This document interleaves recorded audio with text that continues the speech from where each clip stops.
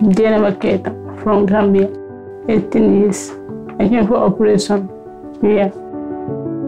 Dans plusieurs pays d'Afrique notamment, il y a une partie de la population qui n'a pas accès à ces soins. C'est souvent des jeunes. Il faut les aider. On doit leur donner le petit coup de pouce qui doit leur permettre d'avoir une vie normale et d'accéder à l'école.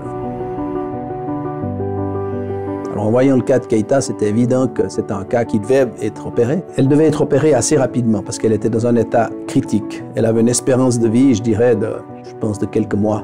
En plus, elle avait fait un AVC. Ce qui caractérise ces patients en général, c'est que c'est des patients qui sont plutôt jeunes. Malgré le fait qu'ils soient jeunes, ils ont une longue histoire médicale derrière eux. Souvent, on a affaire à des cœurs qui sont déjà très atteints, avec des répercussions au niveau du post-opératoire aussi qui peut être plus complexe. Ceux qui viennent ici sont pris en charge comme les gens de chez nous, ils ont des examens préopératoires.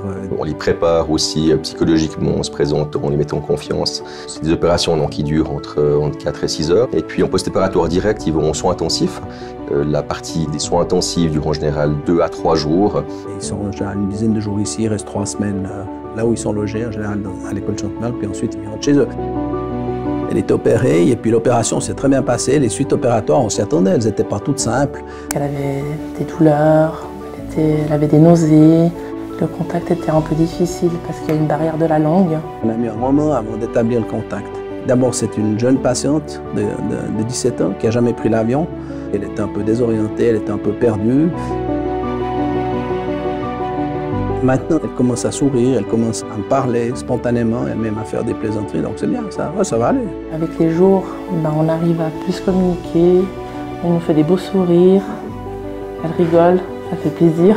C'est toujours assez touchant de voir ces jeunes adultes qui en général arrivent là avec beaucoup d'espoir parce qu'ils ont déjà traversé de multiples aventures. Même s'ils ont une inquiétude d'être ici parce que c'est pas leur environnement habituel, on les sent surtout très reconnaissants d'espérer pouvoir continuer leur vie par la suite.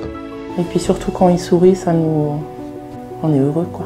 On est content de pouvoir prendre en charge tous les patients. Pour nous c'est un droit, c'est pas un privilège. Puis maintenant, elle va pouvoir revivre normalement, quoi.